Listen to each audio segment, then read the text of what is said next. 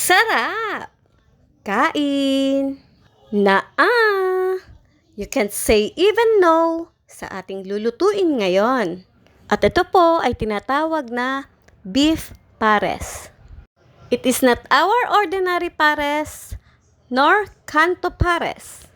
Pero sa susunod po ay magluluto rin tayo ng kanto pares style. Una po ay gigisahin natin ang bawang, luya, at ang sibuyas.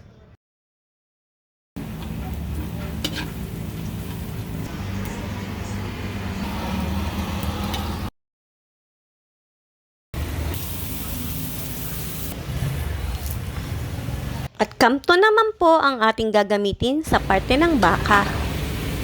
At ito po ay gigisahin kong mabuti. At dahil hindi po ako gagamit dito ng pressure cooker, low heat at slowly cook lang po ang pagluluto ng aking gagawin.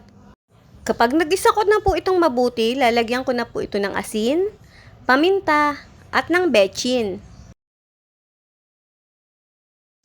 Coconut soy sauce,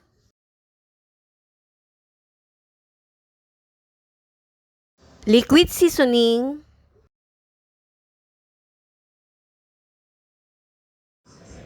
oyster sauce,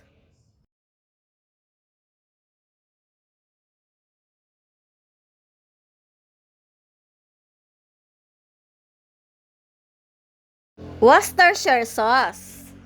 Hirap naman bigkasin.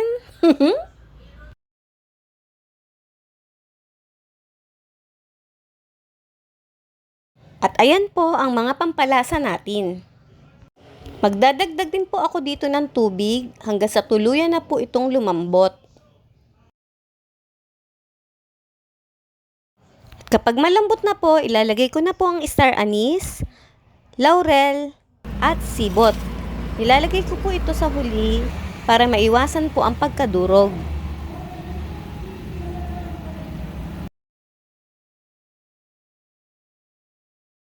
Kapag tuluyan na pong malambot ang karne, tsaka ko po ilalagay ang ating asukal.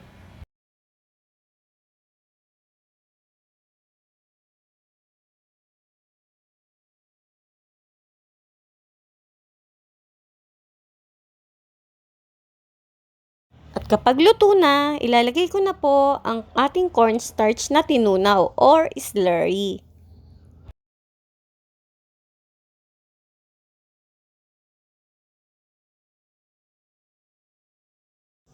At eto na po ang ating beef pares. Sana po ay nagustuhan nyo ang video na ito. Salamat po! Bye-bye!